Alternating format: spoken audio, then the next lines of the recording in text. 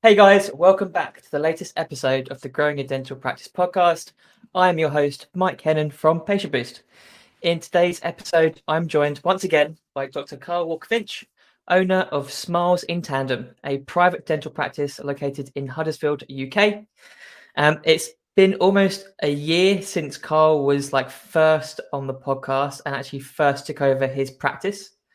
And he's finally launched the book that we've been talking about for months. And I imagine to him it feels like years since that's been in the process. So the book is The Loupe: The Secrets to Finding a Passion in Dentistry. And it's basically it's come out this week. Is that right, Karl? It's come out this week or very recently? Oh yeah. Okay, so it officially came out yesterday. That is, for everyone listening, that is February 27. And so we thought it was a perfect time to get him back on to talk about the book and then just catch up with where the practice is. So, Karl, welcome back again. You're becoming a bit of part of the furniture, really. Yeah, hopefully not outstaying my welcome. But no, thanks for having me back on, Mike. It's really good to chat to you. Awesome, man. Well, congratulations. You are officially a book author. You're a published author. How cool does that feel? It is pretty cool, to be honest with you. It's been, you said it's been in the pipeline for a while. 2.5 years. 2.5 years ago, I started this. So it really has. It's been a long journey. So to actually be here now and say, yeah, you know what, I'm a published author. That's quite a nice thing to be able to say. So I'm awesome, man. Very cool. And I know the orders are already coming in. We were just talking about we're not sure how quickly Amazon updates its there's a bit of a delay, but certainly there's the orders are coming in, the book's flying off the shelves. So yeah, no, it's been a really good start. But yeah, it was officially released yesterday, so it's really new. So hot off the press. And actually, Karl, I think you've got a picture of it, haven't you? Or you've got a copy of it. Perfect. There we go. I'm holding my book in my hands. I've barely let it go since I'm sleeping. I'm not. But yeah, no, it's good. It's here. Hot off the press. So yeah, no, really chuffed with it. Good, man. Perfect. And just to let everyone know, my copy is on its way. I ordered it. I think I only ordered it yesterday, so I'm hoping. I hoped it would be here for the podcast. But I'll share a picture of me with it as soon as I can. But no, does it feel? And obviously, that's not. You didn't get yours from Amazon. I'm assuming. You've had a copy for a while, but does it feel weird having it like a physical copy now? Because obviously before, it was just documents on a laptop. Yeah, it's really strange. In fact, it was quite an eye opener when my first proof copy of the book came through, because I've spent 2.5 years looking at it on a screen and making it look lovely on a screen and all of this. And then when it actually came through, I was a bit disappointed, to be honest. I was really excited because it had arrived and it had proof copy written all over it. Mm-hmm. I was really excited. And then I opened it up and thought, oh, that just doesn't look right. It doesn't. This doesn't work. That, and there's not loads of imagery or anything in the book. It just, the way the text flowed, the way it looked, it just wasn't right. So it was a bit strange to hold it in my hands for the first time. It's a lot more exciting to have the actual finished product in my hands, because it has come from Amazon, but it's strange to hold the final thing in my hands now. As I say, I'm not letting go of it. I'm not letting go of it. Yeah, I'm going to take it everywhere. This is going to...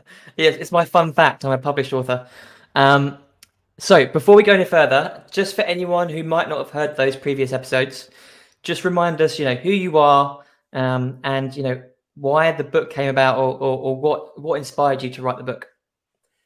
So I'm Karl Walker-Finch. I'm a dentist. I graduated from Liverpool 2010. I've done a master's in dental implantology since then. Got married, moved over the Pennines to Yorkshire with my wife, settled down, started a family, and found myself in a private practice. And then, last year I bought my first practice, which is, we've rebranded to called Smiles in Tandem, which is my wife and I. My wife's a psychotherapist, a counsellor. I'll come back to that in a minute with regards to the book, but she's a psychotherapist, she's a counsellor, so she's looking after patients' mental health and I'm looking after their dental health. And so we're doing this in tandem. the name of the area where the practice is within Huddersfield is also called Tandem. So it all comes together. But yes, the book idea started 2.5 years ago, as I say, because I'd been writing a bit of a blog and I'd been speaking about my own mental health in that blog, speaking about some of the personal development stuff I'd been reading about, and really, well, the thing that really kicked it off was a friend and colleague called Dr. Farhan Ahmed, and he told me he was writing a book, and I was like, "What? You can just do that? You can just write a book?" And so that sort of piqued my interest in it a little bit, and I looked into it. I thought, you know what, let's do it. It sounds like a good idea. Didn't really quite grasp how much work it would be, which is an extremely naive perspective. But you know, I dread to think how many hours have gone into doing this in terms of the research and then actually pulling it all together. But yeah, that the hope with the book, the aim with the book, is that it's gonna hopefully inspire a little bit more love, a little bit of passion in dentistry, you know, both the dentists and the rest of the team. You know, it's relevant to nurses, hygienists. We've got some references from lab technicians and people inside here and everything. So the idea is anybody within dentistry, and the comments I've had from people outside of dentistry who've read it have also said, you know what, I know the context is dentistry because that's what I know, but it's made them look at what they do and how they do and maybe take some lessons from the books as well. And, you know, so they can apply it to their own lives and find their passion in whatever their career is as well. Yeah, awesome, man. Because like you say, like it is, you know, it's from the perspective of a dentist and it is kind of aimed at the dental community. But, you know, those underlying themes and like the big, you know, the big topics of the book are, you know, if you strip back the teeth and the and the flossing, you know, applies to pretty much every career or every individual. There's probably 2 chapters that are quite dental specific, but even within those 2 chapters, you know, there's so many lessons that you can apply outside of dentistry. Really it's set in the context of dentistry, and it is, you know, primarily aimed at healthcare workers, at dentists and their teams, but you know, it's certainly applicable to a much wider audience than perhaps the title suggests. Yeah, fantastic. So maybe there's a career after dentistry to like help everyone. Well, you know what, the sort of the wacky far out dream is that some publisher somewhere reads this book and goes, you know what, it's in the context of dentistry, but maybe we could republish this, rewrite it as a non-dental specific book, which, you know, is absolutely a pipe dream. But it's, you know, there's But you've got to think it, haven't you? You've got to think it to make it happen, and you know. Maybe there's, you know, a whole array of publishers listening to this podcast right now, and they're like, "Yeah, Karl, we want to sign you up." No, that's awesome, man. So yeah, so you know, it's been in the pipeline for sort of 2.5 years. You sent me over the introduction or the first chapter. Read that. I love the style of writing. Like I really appreciate that. And obviously, I did know the story, but obviously, reading the first chapter reminded me there's a pretty key moment in your life, probably like a year into like your dentistry career, that kind of really flipped things up for you. Remind us what that was. So yeah, as I said before, I graduated from Liverpool in 2010, and so August 2010, I was working in a busy NHS practice on the Wirral, and I, you know, got my head down and I was working hard and trying to make my way in dentistry, but I was probably pushing myself too hard. So I was getting a lot of stress related problems. I was getting quite down. I was quite happy that I was doing okay at the job, but you know, I was getting a lot of stomach cramps and sort of bowel symptoms, which, you know, I've come to terms with the fact that that's what happens when I get really stressed. But it was really pushing me into quite a negative place, both from the way I was approaching the way I was working, and also the way I was approaching my whole life. And it seemed to be kiboshing my whole life for this career in dentistry. And the reality is I wasn't sure that I'd be able to stick it out and keep working in dentistry for 40 years or whatever our career is going to be now, because, you know, it's a long career to be tickling teeth in one room all day, every day. So I was getting to quite a dark place, and a lot of this I've only realised in retrospect, of course. But what happened on the 24th of December, so it was the early hours of Christmas Eve that year, we'd been out on the staff Christmas night out, and I fell over and broke my arm like an idiot. I've still got the X-ray on my phone, actually. So it's a proper break, a really fully impressive break. It's legit. But that gave me a very literal break in my career. So it forced me to stop. I was out of action for 3 months, and it gave me the chance to stop and reflect and think about what really mattered to me and what mattered in dentistry. And when I went back, I still worked hard. I still wanted to push myself to do better, but it was the start of a journey that led me to really absolutely love what I do in being a dentist, but the connection I make with my patients, the team around me, my colleagues. And it's from that place now, that place of having that real passion for my career, that I want to hopefully inspire others to develop the same sort of feeling in their own careers and life. And that's it, man. I bet you guys are very reliant on your hands, your fingers, your arms. That must have been like did you think your career was over at that point, or was it what did you?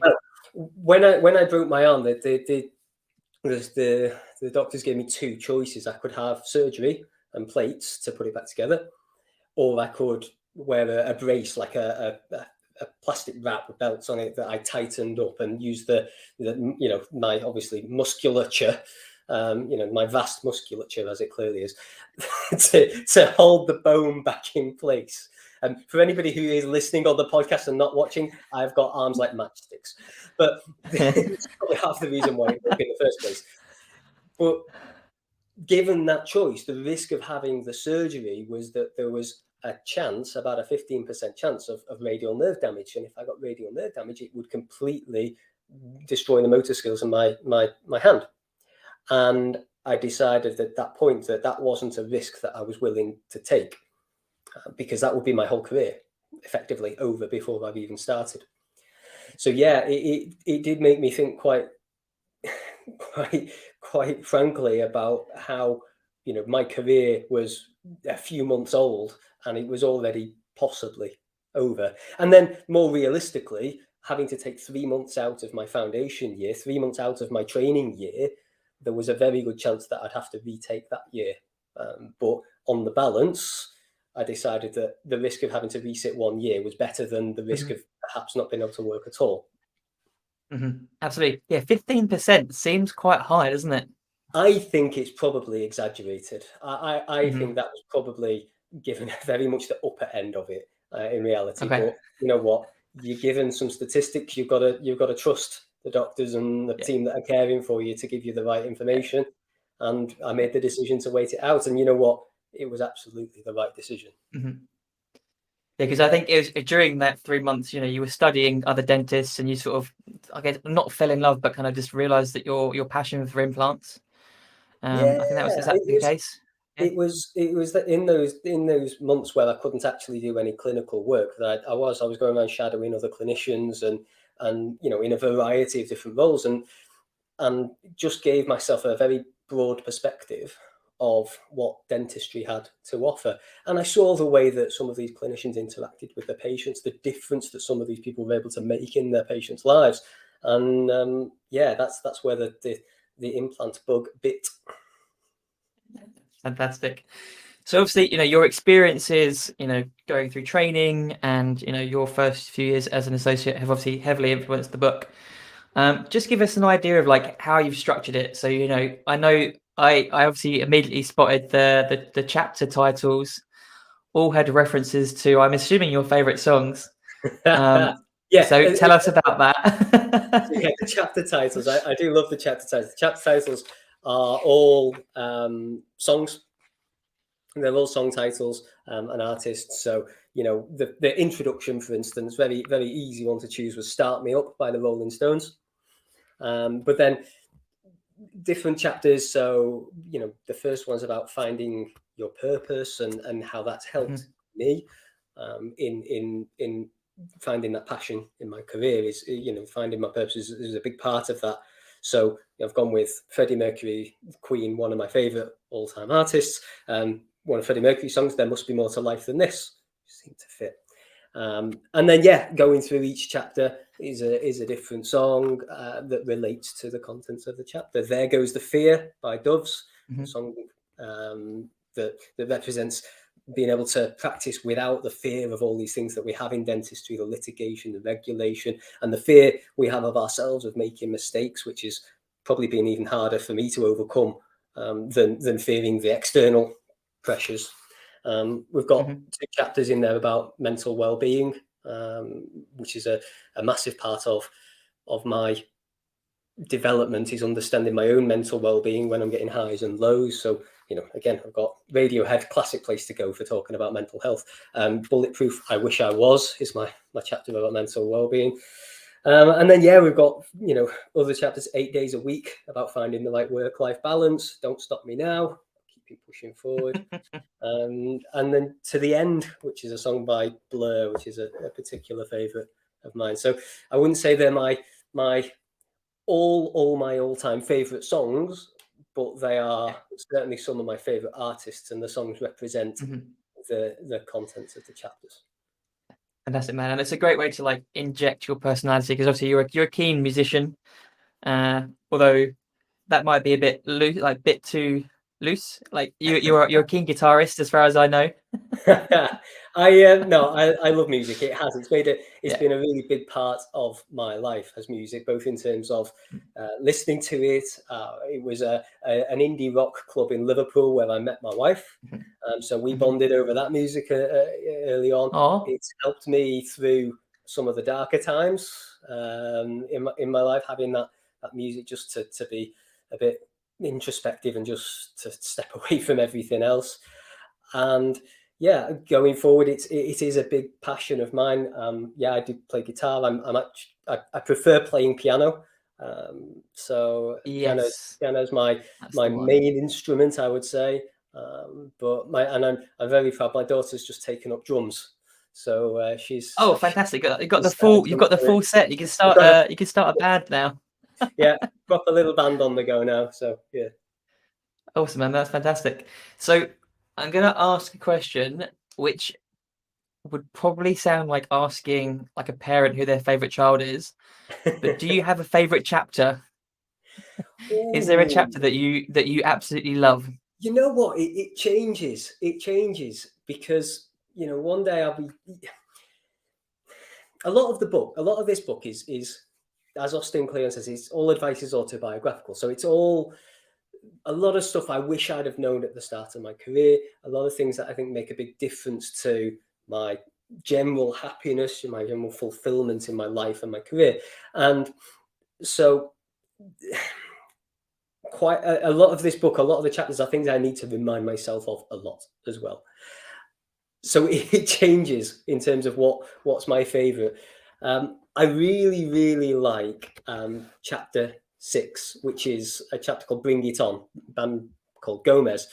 Probably the least well known of all the artists on my set list, my contents list. But it's a lot of that's about personal development and about finding flow, about upskilling and improving ourselves. And I really, the topics in that chapter really fascinate me. They're the ones that really fascinate me. I also like chapter 3 is Little by Little by Oasis, which is about habits and how we can implement improvements in our daily life by working on our processes rather than focusing on outcomes, by working on the habits rather than focusing on the end goal, if you like. So, those two are up there, but it changes. And of course, I have these moments as well where I go, oh, it's all rubbish and nobody's going to want to read this. What was I thinking trying to write a book? But that's an affliction called being human, unfortunately. Absolutely. Imposter syndrome, people have bought it. People have purchased your book so that you are, that's about that. I'll obviously give some honest feedback after I've gone through it, but do you do refunds? No, joking. Hey. Right. So we talked about your, a couple of chapters that stood out. Another hopefully good question for you was, which chapter was the hardest to write? Which one really challenged you? The one I'm probably I'd say is There Goes the Fear, the chapter about, the difficulties in dentistry. I think that one, or all the mental health ones. No, in fact, the mental health ones weren't hard to write. They were emotionally taxing, but they weren't hard to write. Yeah, There Goes the Fear. The one where I'm talking about overcoming the fear of regulation and litigation and complaints. They're the bits that I've struggled with myself, and my own mistakes, coming to terms with, the fact that I do make mistakes, that I'm not infallible. And unfortunately, when we're in the field of healthcare, if you make a mistake, sometimes it means a less than ideal outcome for our patients. And that's hard to take, because we think, I certainly expect myself to be perfect and to always be able to do my best for every single person. And doing my best means that nothing ever goes wrong. But, that sort of impossible standard, that expectation of perfection, is extremely detrimental to our own well-being. Mhm. So I think That's fantastic. that was probably the one of the more difficult chapters. Cool, man. Good. Just throwing out some curveballs. That's fantastic. So I'm assuming it was like, for you, the process of writing this book, did you a world of good anyway? Just getting this out of your head and piecing things together yourself. Obviously, the goal here is to help your sort of fellow clinicians and your fellow dental professionals with some of the topics that you've talked about. There's obviously, beyond that, you've also got like the aim to have an impact on a specific charity. Now, I believe the charity is confidential, so please tell us about more about confidential. Why it's important to you, and I guess what the I think is the profits of the book go to confidential. Is that right? Yeah. So the profits of the book are going to confidential, and they're a charity that provide mental well-being first aid, mental health first aid for dentists, and now hygienists, therapists, and dental students as well. The point for me is I'm very, very fortunate in that I'm married to a psychotherapist. I'm married to a counsellor. So Marisa is exceptionally aware of my highs and lows, and is very in tune with that, and has helped me tap into why I have those highs and lows and what we can do about it. And of course, when I need to talk to somebody, she's right there for me all the time. And being able to just open up and talk to somebody is so important. And yet there's still such a stigma about mental well-being, and I want to hopefully try and break that down a little bit. I've talked in the book about my own struggles with my periods of low mood, and Marisa has contributed quite significantly in those chapters about mental health, about how we can help ourselves, how she helps her clients with different issues, low mood, anxiety, and things. So I want to try and break down some of that stigma about mental well-being, not by just shouting it's okay to talk, or it's okay not to be okay, but by actually talking and sharing my own experiences, and hopefully some people will realize actually they're not alone in feeling the way they do, or even those people who don't have those same feelings of ours, that they experience something else completely. Yeah, you know what, it's okay to feel that way too. And people who are fortunate enough to never have any highs or lows in the way that maybe they can't associate with the way I've shared in the book, they might be the person that is there for somebody else. So it might be somebody you're close to, somebody you're not so close to, just realizes that actually you might be the person that they can open up to. And in the book, I've tried to share my own experiences to give some context, but also how we can be there to support the people around us. And talking is a very big part of that. And what Confidential do is they offer a support service where you can call them and just vent, offload, whether it's moaning about a complaint from a patient or whether it's, something else. For me, when I get down, it's usually not to do with anything specific in work.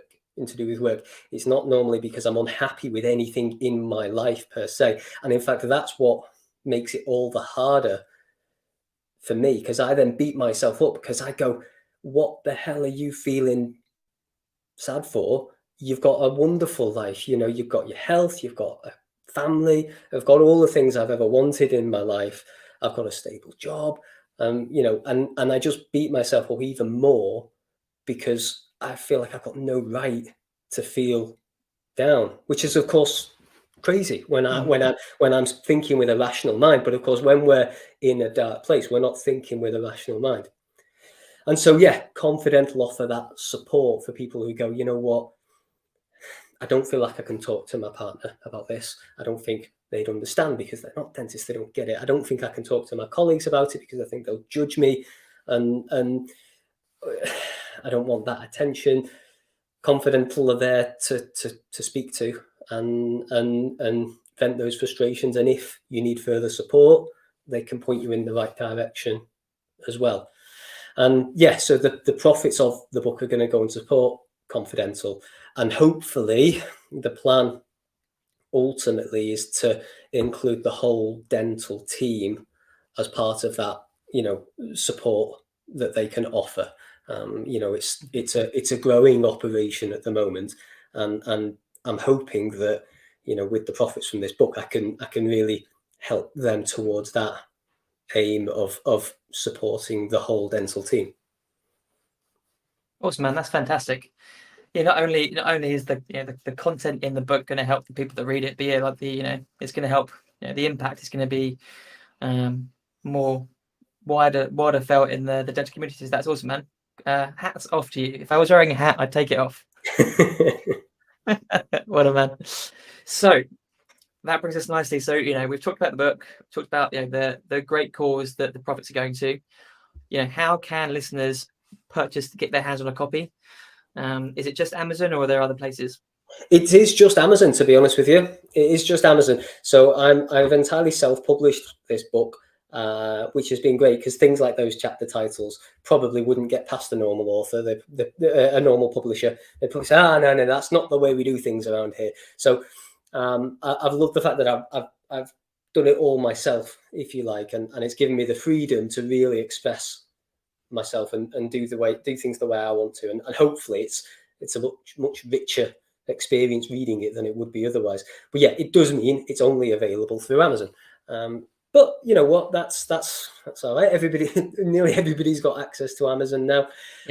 So you can order it. The book's called In the Loupe: The Secrets to Finding a Passion in Dentistry. If you type In the Loupe into Amazon, you will find it.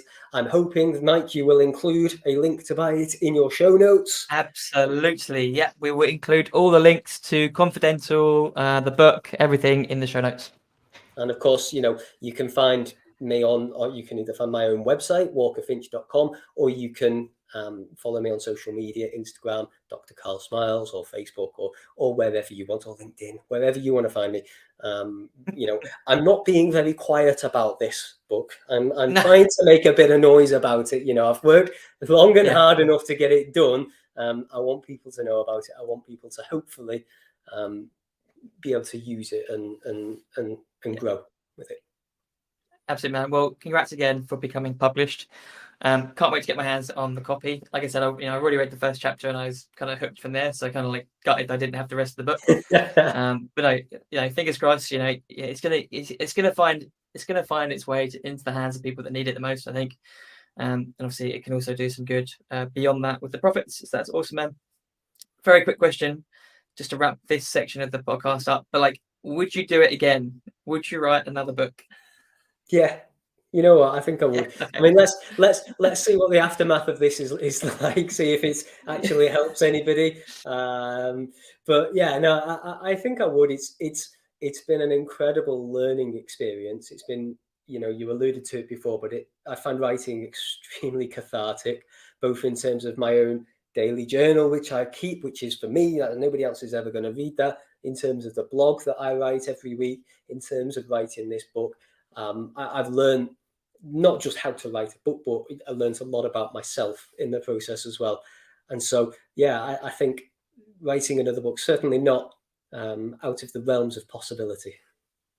Okay, cool, man. Because you did, yeah. To be honest, you didn't hesitate too long. Like other people have been like, never again, or like at least I'm not thinking about it right now, which is cool, man. But no, I think yeah. Well, like you say, like you could expand it more into the dental community. There's options, isn't there? The thing with writing a book, I think I might have said this last time, but when I wrote, I wrote and wrote and wrote and wrote and wrote and wrote, and then I've chopped it all back quite aggressively. So I've written well over 150,000 words in total, and the final book is about 53,000 words long, which is a relatively. There's two books. So there's two books, guys. There. Exactly. A lot of that is duplication and bits that don't work, but there's quite a bit of stuff in there that I've gone, okay, well, that's not bad. That's okay material. It just doesn't fit in the context of what this book has become.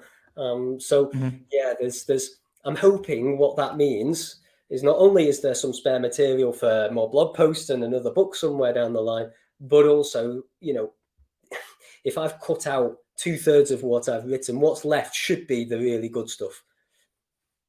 Good. Yeah, man. Absolutely. Yeah, absolutely. That's awesome. So that's the book.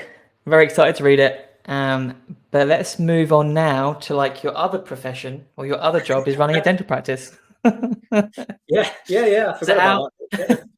And I guess book number 2 might be harder to do because obviously before we were in lockdown and you didn't have a practice to run. Now you kind of, I think you mentioned it before, like, your time does get pulled elsewhere. I know you're pretty good at managing your time, but obviously now you have another focus. Mm-hmm. How are things at the practice? Like, what have you been up to since we last spoke? Things are going really well. We've grown the team a bit since we last spoke. We've still not had anybody leave, so I've still got all of the original people on board with us, with the exception of a therapist who was retiring already when I took over. So she only worked there for like 2 sessions when I started. So we've got the full original lineup and a couple of new band members now. So yeah, it's really good. We've got a new front of house, a new nurse, and a new therapist. So the team's growing, the practice is growing. We're busier than I think the practice has ever been before, which is very good. We've got, our marketing systems are starting to move along, and we're getting a steady stream of new patients through the door. We've got lots of irons in the fire with regards to the sustainability side of thing, which was one of the big factors for me with owning my own practices. I wanted to really be quite a pioneering practice on sustainable dentistry, sustainable healthcare. So we're really working towards the FDI certifications on sustainability. Please don't ask me what FDI stands for. I can't remember. Almost asked. So we're working towards that. We switched over to Dentally. I think the last time we spoke, we were just about to do it, and that was a challenge. As changing any practice management software would be. But it's a great bit of care. I really like using it, and I've got no regrets about making that switch. I did just make it very difficult for the whole team because the dentists have been using SOE for 30 years before I came in and turned the place upside down, and the rest of the team have only ever used SOE as well. and some of those members of staff have been there 10, 15, 20 years as well. So it really did cause quite a bit of disruption for a month or two. And we're still ironing out some of the flaws. That all changed over September time, August, September time. But we're still ironing a few things out. But it certainly seems to be a lot slicker than we had everything running with SOE. Awesome, man. No, fantastic. That's really good. So I think the thing that's really stood out to me is the fact that you've nearly had the practice a year, and no one's left. Like that seems insane, especially when you have put the practice through changes. Sometimes rebranding can put people off. Switching practice management software can put people off. And no, everyone's still on board, and it sounds like you're building a great culture. What do you think how do you think you managed that? Like, what do you think you did, or the way you approach things? How do you think you've managed to do that? Because you hear horror stories where someone goes in and everyone leaves, and you sounds like you're the exception. I don't know what the answer to that one is. I certainly spent a long time before I owned a practice on courses and educating myself on leadership and running a dental practice. So I tried to get a good idea of what would be involved when I took over. Clearly, you never learn how to do something until you start doing it. So there was a very steep learning curve. For me, there's probably a lot of factors at play, but one of the factors in me buying this practice was that I felt the ethos of the practice, the way that they looked after the patients, was fairly well aligned with how I like to care for my patients. And so, yes, I've made quite a number of changes to the branding and the system, and the way I lead the team, I think, is very different to the way that the previous owners led it. And so there's been a lot of changes in that regard. But the general ethos, the way we provide dentistry, the way we interact with our patients, the way that, a lot of the patients are like family in the practice, that hasn't changed an awful lot. So I think that's helped matters. I've spent a lot of time trying to build the relationships up with the team as well. So, I've invested quite a lot of time in trying to get to know each person that's working in the practice, not just as so-and-so dental nurse who can help me with the nursing, but who they are, what's important to them, what their values are inside and outside of work, and really connecting with the individuals, the one-to-one, and sharing with them what I want to do and how I see the practice changing going forward, and trying to collaborate with them because they know their patients, they know the environment far better than I do, and trying to get everybody to work together so we're all sort of on the same page, we're all working towards the same endpoint. And I don't know, I think it's important to say that not only has nobody left, but I don't want anybody to leave either, because it's sometimes the case where you take over a practice, I assume, and there are people who you just don't see as being part of your long-term plan. And I'm very fortunate in that the people that I've inherited as part of the business, I absolutely want them to stick around. I think they're all fantastic. And again, I've been very lucky in that regard, in that I've got a team of people who I want to stay on the bus with me as we carry on this journey. And because I know that's not always the case as well. Mm-hmm. Yeah, absolutely. That's fantastic. You said you've expanded the team. Mm-hmm. Now, hiring, I think, anywhere is difficult, but obviously dentistry even more so.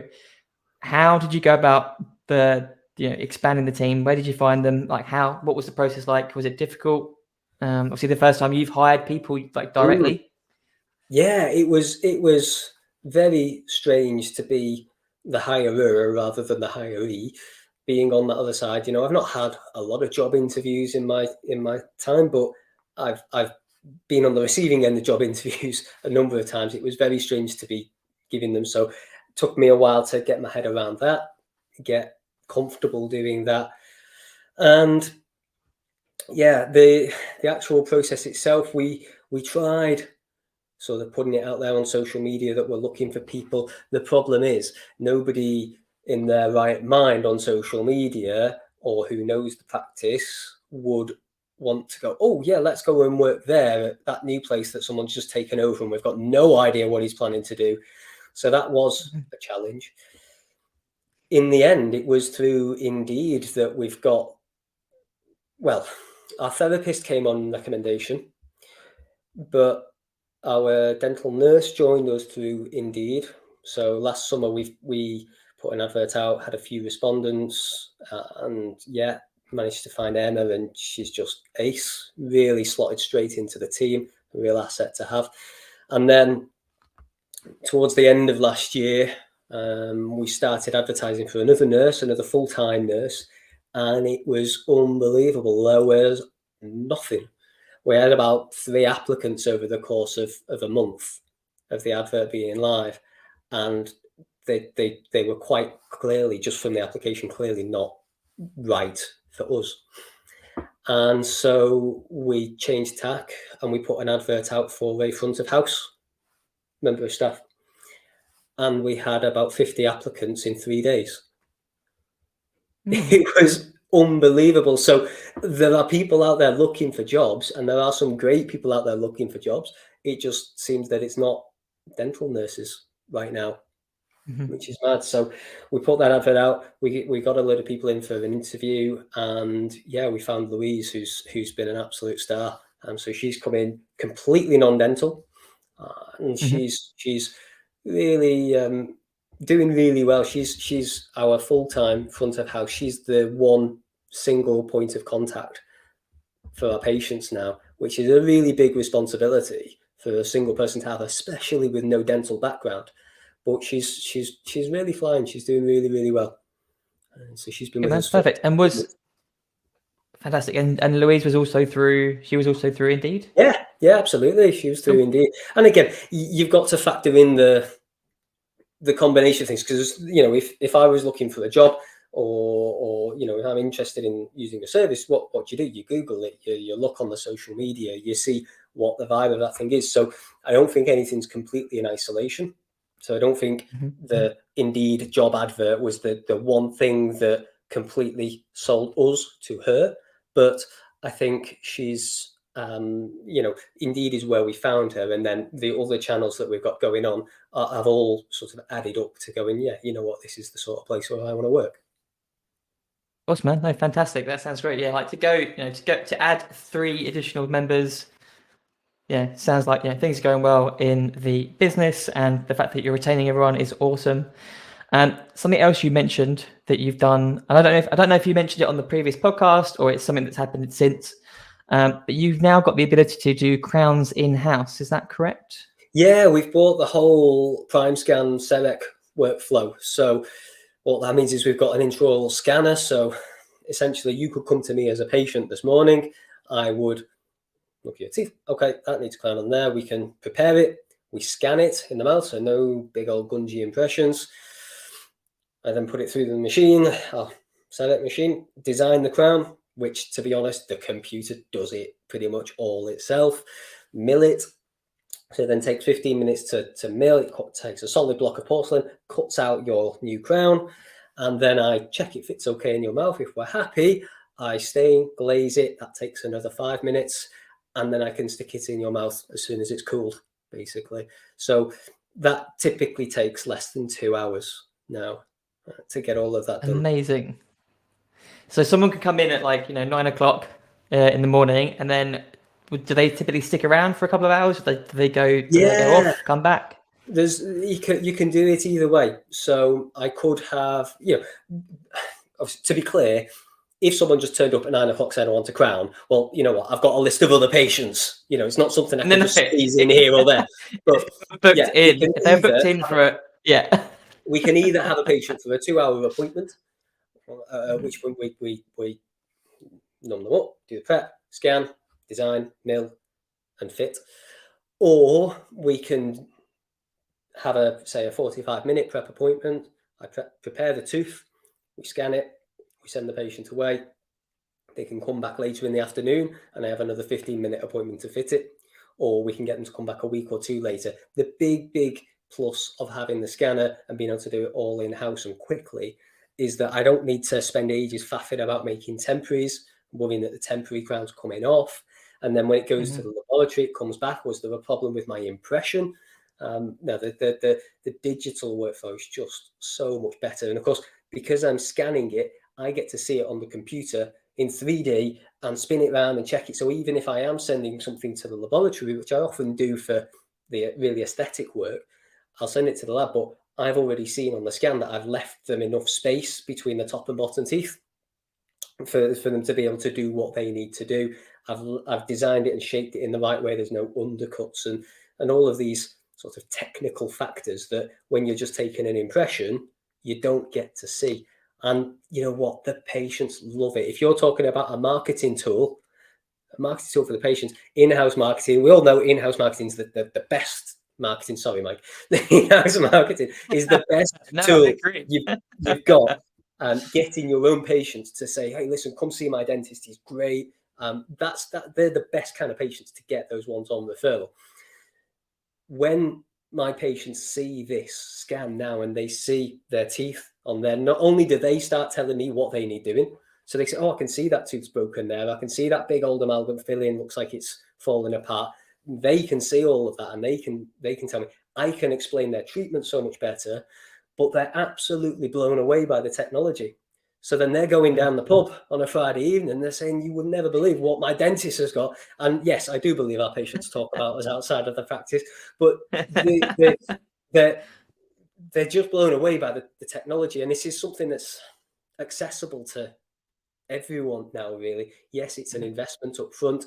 And no, you don't see an immediate return on that investment if you're just buying the scanner and not buying the full workflow. Obviously, the full workflow is more expensive, but you do get the benefit of reduced lab fees and things. But as a marketing tool for patients to be able to see their own teeth and they just love it compared to the old impressions, the gungy impressions, that they hate the feel of that in the mouth. It just blows them away every single time. So we're getting into the habit now more and more often of scanning our new patients at their initial visit, because they've never seen anything like this before. And it makes a massive difference to being able to communicate with them, but also in terms of how willing they are to communicate with others about, what we can offer and what sets us apart.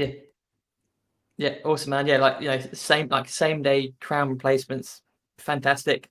The idea of scanning everyone's mouth as they come in, fantastic idea.